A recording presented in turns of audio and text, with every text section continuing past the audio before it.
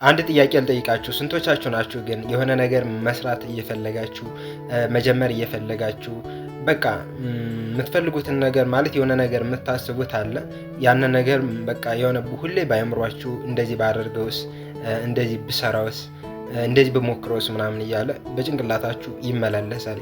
ነገር ግን ያንን ነገር ለማድረግ ደግሞ የሆነ እንደ ወጥመድ አስሮ የያዘን ነገር አለ። ያንን ምንድነው? ሰው ምን ይለኛል፣ ጓደኛ ምን ይለኛል፣ የሚያቀኝ ሰው ምን ይለኛል፣ ቤተሰብ ምን ይለኛል፣ በቃ እንደዛን እያልን በቃ በወጥመዱ ታስረናል ማለት ይሄ ማለት በቃ የፈለግነውን ነገር በቃ እንዳንሰራ በቃ ማለት ፍሪደማችን በቃ አሳጥቶናል ማለት ነው። አይ ዶንት ኖ ዋት ሶ ከዚህ ወጥመድ ደግሞ በጥሶ የሚያስወጣችሁ ነገር በተለይ ደግሞ ዩኒቨርሲቲ ተማሪ ከሆናችሁ እኔ እንጃ ብቻ እግዚአብሔርን ነው የምላችሁ። እኔ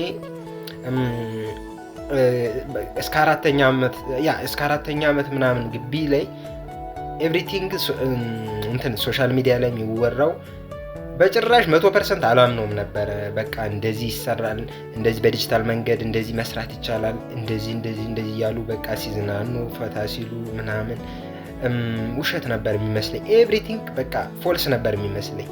ነገር ግን አሁን የተለያዩ ኮርሶችን እየወሰድኩ የተለያዩ የሚነበቡ ነገሮችን እያነበቡ ምናምን እያንዳንዱን ነገር ግን ገብቼ ሳየው ስህተት እንደነበርኩ ገባኝ።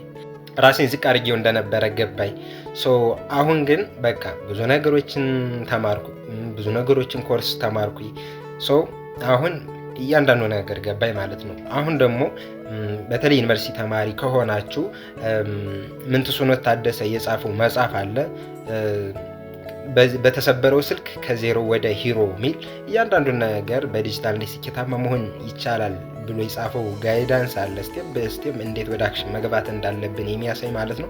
እሱን እኔ ሁለቴ ዙሬ ነው ያነበብኩት የሚገርማችሁና እሱን አሁን ወደ አክሽን መግባት ከፈለጋችሁ ለተማሪዎች ነው የምለው። በቃ እንደኔ ላላችሁ መስራት ለምትፈልጉ ተማሪዎች ነው ይሄን ቪዲዮ እየሰራሁላችሁ ማለት ነው። ስለዚህ አሁን ቀጣይ የመለቀው ቪዲዮ አለ፣ እሱን በደንብ ተከታተሉኝ። አሊያ ደግሞ ባዮ ላይ ሊንክ አለ፣ በዛ ገብታችሁ መጽሐፉን አሁኑኑ 499 ብር ነው፣ እሱን ገዝታችሁ ተጠቀሙበት። ህይወታችሁ ላይ ትልቅ ለውጥ ታመጡበታላችሁ።